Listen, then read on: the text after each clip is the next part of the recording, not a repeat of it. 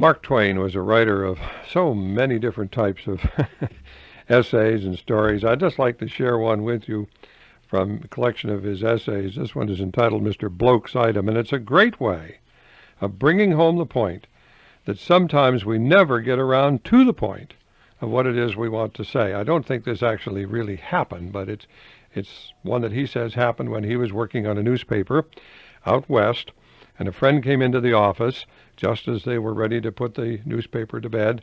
The friend came in with a manuscript in his hand and said, "Oh, it's a friend of mine. So sad," and gave him his piece of paper. Well, Mark Twain the paper was ready to go to press, but knowing that his friend would consider the publication of the item important, he put the item in the paper without reading it first, and it's titled Mr. Bloke's Item. As you listen to it, and I think this is all fiction, of course, but as you listen to it, ask yourself, are there real people who have as much trouble getting to the point, getting to the message that they want to say as this?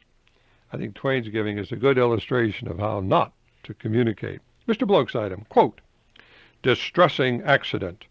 Last evening about 6 o'clock, as Mr. William Schuyler, an old and respectable citizen, was leaving his residence to go downtown, as has been his usual custom for many years, with the exception only of a short interval in the spring of 1850, during which he was confined to his bed by injuries received in attempting to stop a runaway horse, by thoughtlessly placing himself directly in its wake and throwing up his hands and shouting, which if he had done so even a single moment sooner would inevitably have frightened the animal still more instead of checking its speed, although disastrous enough to himself as it was, and rendered more melancholy by reason of the presence of his wife's mother, who was there and saw the sad occurrence, notwithstanding it is at least likely that she should be reconnoitering in other directions when incidents occur, not being on the lookout as a general thing, but even the reverse, as her own mother is said to have stated, who is no more, but died of a full hope of a glorious resurrection upwards of 3 years ago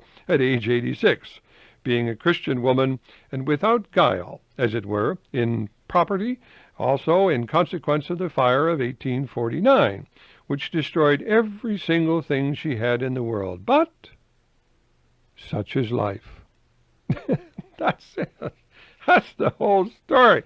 Now remember, this is the story about Mr. William Schuyler. Last evening about 6 o'clock. The heading is Distressing Accident. Last evening about 6 o'clock, as Mr. William Schuyler was leaving his own... Yeah, what happened? But we're never told. Why not? Because he's making a point that this is the way that some people get involved in sharing things with others and never get to the point.